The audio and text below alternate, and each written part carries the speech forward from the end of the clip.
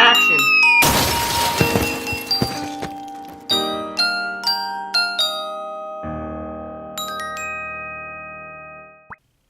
One of the first effects that I went back to redesign was actually the Lego coin stand.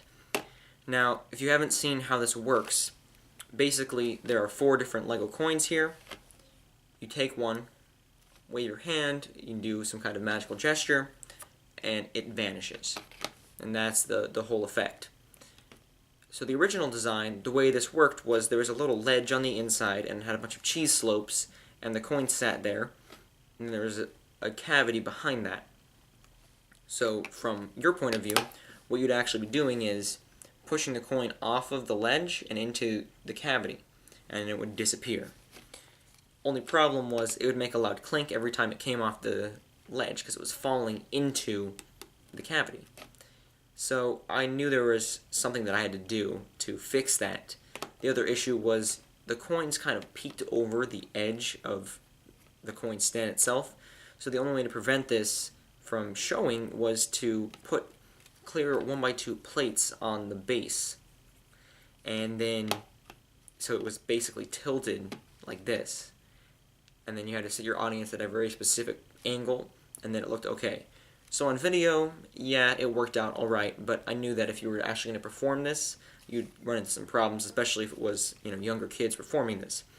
So what I went back and did was redesigned it. The first thing I did was make each compartment a separate piece. So each coin has its own little place to go. The other thing I did was make it silent. So you'll notice if when I push in a coin now, there's no noise, or very little noise, not enough that you would hear. And from the secret view, what I'm actually doing is go back, take the coin, push it in, pick up, and that's it. You'll notice if I push the coins in and tilt it upside down, nothing actually comes out now. Because the way I accomplished this was I used these rubber pieces. Now these have axle holes in them, and they're little pieces of rubber. So there's actually an axis panel to take off in the front now, right here.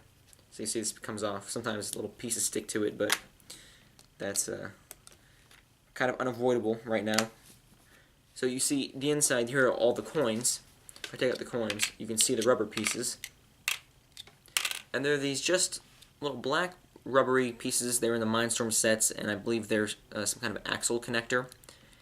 So I had a couple of them, and I messed around, and I knew that in order to get something silent, you had to kind of get a flush fit. So I knew that rubber pieces might help with that. So when each of the coins travels in here, they actually get sandwiched in by the rubber pieces, and that's what prevents them from making any noise. And that's what actually holds them in the stand also, because if I just drop a coin in here, see it kind of tilts back, but I'm actually going to just push it in just a little bit, like about halfway, and once it's in about halfway, or say it's a little bit less, but you can kind of adjust it. So now the coin will not fall out. So that was another problem with the other one, because you guys set it up very meticulously, and if you bumped it, they wouldn't all fall into cavities, but they would kind of fall over. So now you can have this set up, and it's pretty travel ready. And then, like I said, one at a time, you can just take them and push them in. But it looks, looks a little better like this. And you can kind of take them and just do that. And then there's nothing on the base, so it's flat now. So overall, it's just kind of a bunch of different improvements to help make this much better. So now this is a little bit easier to use, a little bit harder to figure out how it works, and just the overall design is a little bit nicer. So I'm very happy with how this turned out. And so that was one of my first updates I did. So this has to be possibly one of my favorite effects out of the whole LEGO Magic set. I just love the way the switch looks. It looks really nice, with pieces just switching with each other. A couple of things I wanted to clear up about it though. First thing is, yes, since it's spring-loaded, it does make a click noise when that happens, when the whole switch actually occurs. Another thing is the way it's being held in place. Now, this is not technically a legal LEGO move, and I've been trying to avoid as many of these kind of strange pieces or strange ways the machines operate so that it can be as consistent and as easy to kind of reproduce as possible. But the way this is actually being held in place is this jack tile right here, this little card, it's actually loose, so it comes out. And I let it come out a little bit, and then I kind of let the spring go back, and the jack, since it's not flush with this top tile, it's holding the whole mechanism in place. So if you look really closely, you can see that's not flush in there. And as soon as you get something in to make it flush, so for example the paintbrush, you just push it in, that's when it switches. So I wanted to clarify that, and alternatively, what you could do is you could just put your finger on the button, you put your thumb in here, and then kind of let it go at an opportunistic moment. However, it's not really what I intended it to be used for. I think the instant switch looks really cool. Another thing is the mechanism itself. So this is spring loaded, like I said, and I know this piece is officially Lego because that's where I've gotten. I know that it came from a Lego set. It's this spring right here. So this spring is kind of the most important part of this whole mechanism, because it's what kind of automates everything from happening, because otherwise you'd have to slide the button back and forth somehow. Now, however, I was modeling this on stud.io, and I could not find this piece, and I tried to look it up online, Lego spring, and I only found shock absorbers with springs on them, so Lego pieces that contained a spring that you could get off, but not separate springs. So I'm not really sure where this came from. I don't know what this piece is. Like I said, I know it's Lego. It fits perfectly onto an axle. It's the exact size for an axle, and it's about 3 studs long, just about. Here's a 4-stud axle right here. As you can see, it's about 3 studs long. Only problem is I can't diagram that. So in the building instructions, there is no spring. Now, for right now, if you don't know what it is, you can't find one, you can use a pen spring and use that to try to make your model work. But if I'm going to make this into a project, we need to figure out, or I need to figure out, rather, what piece this is. So if you know what type of spring this is, so I guess what shock absorber or whatever Lego piece this actually came off of, that'd be great, so I could add that piece in, because even if you just had to buy a whole shock absorber, that wouldn't be a huge deal, because you could still take the spring out and use that yourself. And if this was made into a Lego project, Lego's already manufacturing these springs anyway, so they could just include the shock absorber and instruct people to disassemble it. So I wanted to clear that up, and if anyone knows the answer, please let me know. Just a quick something else to mention about this box. Now, I know that originally I had a white version of this, and it was a paintbrush effect, and they look like this, except they were different colors. So I did not include that in this new set as its own standalone trick. Instead, there's just materials to make either the card switching, or for you to make the paintbrush one. So there's materials to do both. The only thing is, you do have to switch the pieces out. It's not hard at all. You take the cover off, and there's the 2 tiles right there. And one of them actually even just falls out. And the other one, you just have to take off. And you can just take the whole thing off like this, and you can put whatever 2 tiles you want in there. So I want to clear that up. They are the same thing, essentially. They're the same effect. They're just a different kind of model. So I didn't want to include both of them, because I felt like that would be a little silly to have 2 of what is basically the same thing in a different color. So you can still do the paintbrush trick, just not separately from this. You're just going to switch up the tiles real quick. So another improvement that I made was to the Swindler's box, as I called it. And I actually adjusted the opening.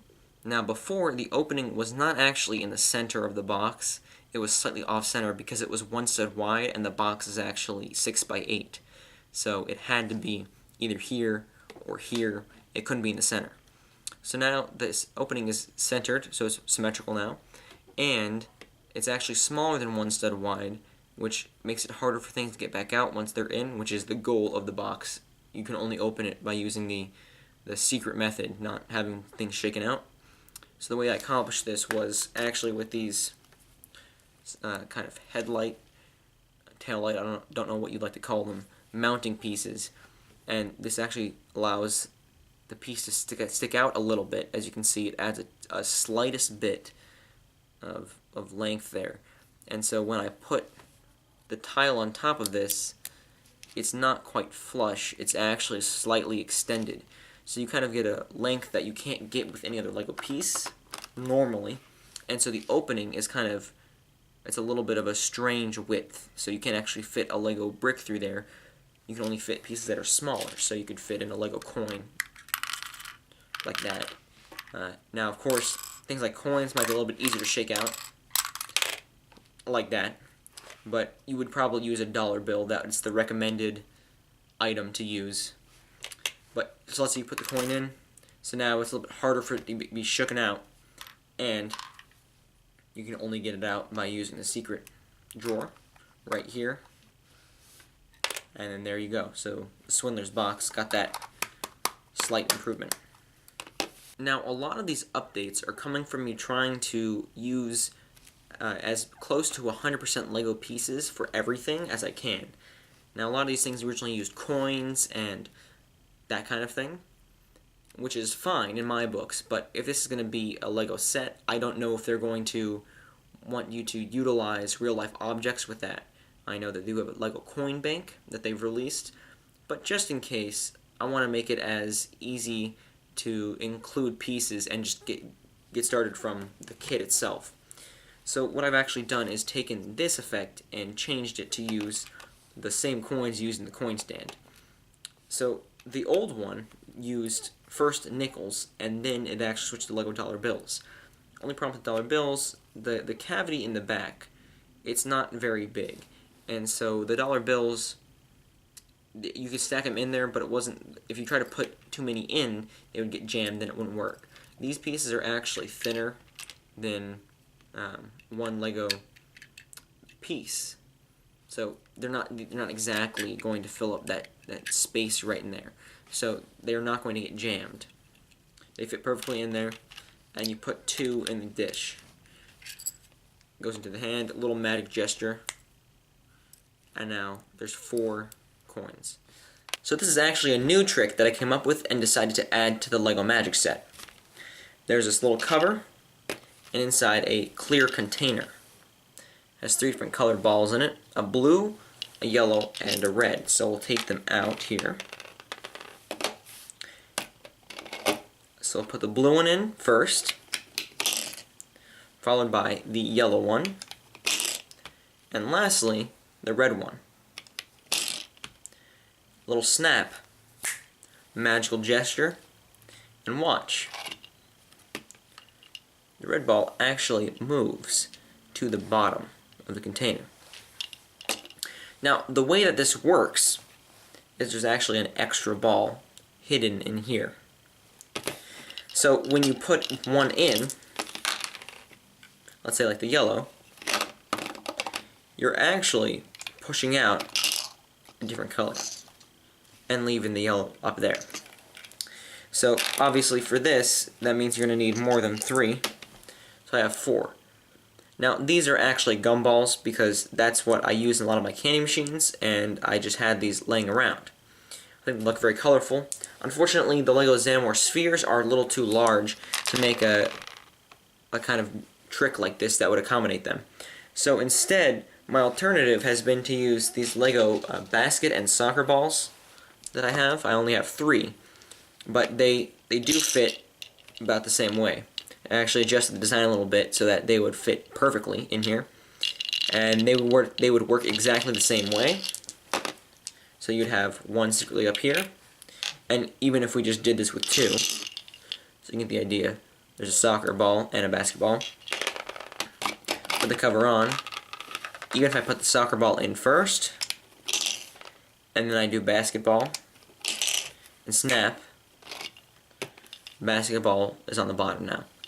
Now, of course, if you wanted this to actually be functional with these, you'd need to get an additional ball. In this case, it would probably have to be maybe like another soccer ball. You'd have to have one odd one out here because there's not 3 different colors. So if you wanted to do the basketball as a double and then 2 soccer balls, and then basically you could just have the soccer ball travel to the bottom of the basketballs, or vice versa.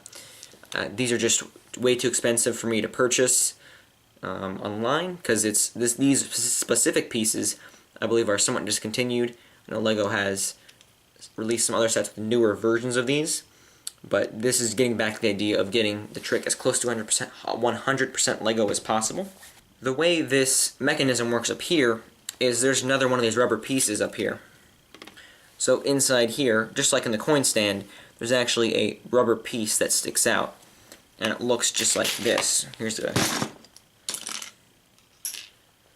separated piece. So this is what the piece actually is, and so it's sticking out of a brick in there. It's anchored in to a Technic brick, and the ball sits on top of that piece.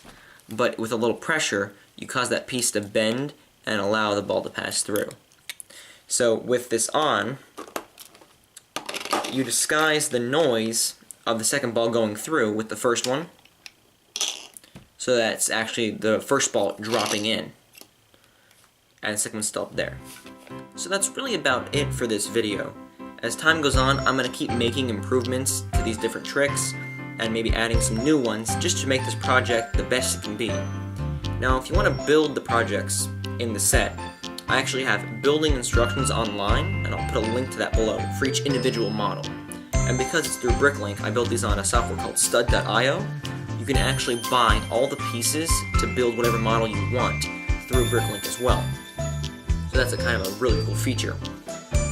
I really want to thank you guys for all your support on my LEGO Magic Set project in the past, your support on the videos, support on the LEGO Ideas project itself. If this is your first time seeing the LEGO Magic Set, welcome. If you've seen the other videos, don't worry, I'm going to keep improving. I'm going to keep resubmitting the project and making improvements and changes and all kinds of things. And hopefully one day this will be its own LEGO project. And if not, I get to share this with you guys and you can build it yourself and hopefully have a lot of fun on your own with that. So if you have any suggestions, comments, whatever, just comment down below. And thank you guys so much for watching.